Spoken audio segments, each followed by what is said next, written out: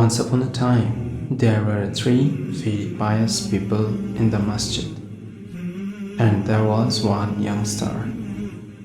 So the youngster was told, those people are very pious.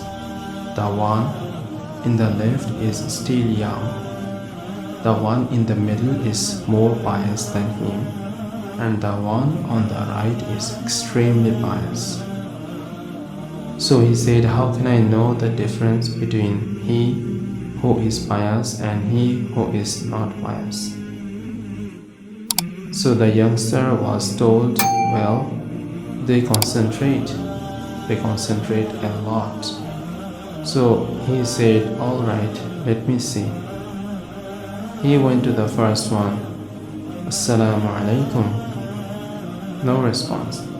He was involved. This man was involved in azkar, in the remembrance of Allah subhanahu wa ta'ala and recitation of the Quran. No response. So this youngster decided to give him one slap on his face. So the poor pious person got one slap on his face. And as though nothing had happened, he continued reciting. Now the man says, yes, truly these people are pious. And the sign of it is that they don't even notice what goes on around them. Let me go see the one who is more pious than him. So he moved slightly to the right, and he greeted him again. No response. He gave this man one solid slap. The man got up and says, is your hand okay, brother? So this man was shocked to say, he is not conscious of what happened to him, but he is conscious of the pain that came on my hand. Allahu Akbar, look at how pious he is.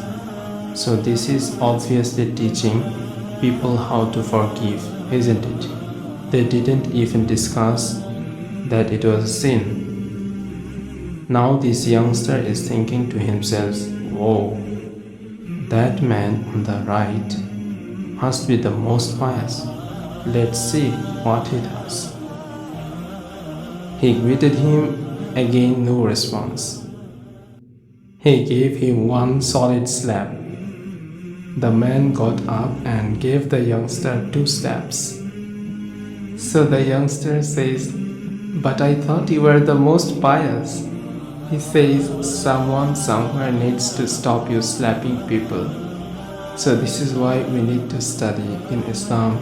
We need to look at what is the best remedy for that particular situation. Sometimes you can forgive people, but if you continue forgiving them, who is going to stop that oppression? This is why the hadith says that if you do not stop an oppressor from oppressing others, then chaos will overtake the whole community, and then you will make dua to Allah subhanahu wa ta'ala and He won't respond, because you will be collectively guilty of having allowed an oppressor to keep on oppressing or keeping on oppressing the rest of the people. So it is important that we balance it as we have been taught.